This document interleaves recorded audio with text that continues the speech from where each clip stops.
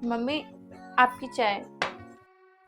कितनी बार बोला है तुम्हें कि मैं कप में चाय नहीं पीती, मुझे ग्लास में चाय दिया करो। सॉरी मम्मी, वो जल्दी जल्दी में भूल गई। क्यों भाई, किस बात की जल्दी थी? कोई ट्रेन छूट रही है क्या? मैं लाती हूँ गिलास में। एक काम ढंग से नहीं होता है इससे।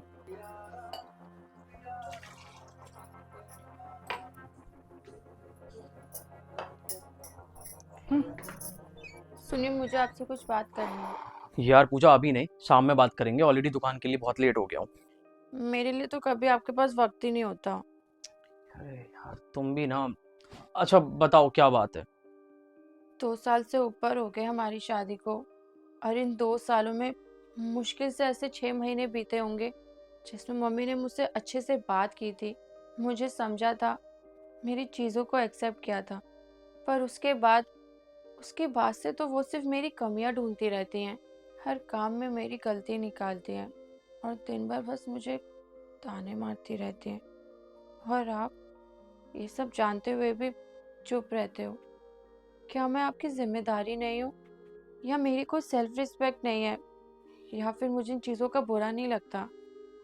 बिल्कुल लगता होगा पूजा, और मैं मानता भी हूँ कि मम्मी के बिहेवियर को जानते हुए भी मैं उनसे कुछ नहीं बोलता। पर इसका ये मतलब नहीं है कि मैं तुमसे प्यार नहीं करता या तुम्हारी रिस्पेक्ट नहीं करता। मैं तुम्हारी बहुत रिस्पेक्ट करता हूँ, पर तुम्हारे साथ साथ मम्मी की भी करता हूँ। और शायद इसी वजह से मैं सब कुछ जानते हुए भी उनसे कुछ बोल नहीं पाता। और रही बात पूजा तुम्हारे और मम्मी के बीच की, तो ये बोलना कि सिर्फ मम्मी गलत है सरासर गलत होगा, क्योंकि कहीं ना कहीं गलत तुम भी हो।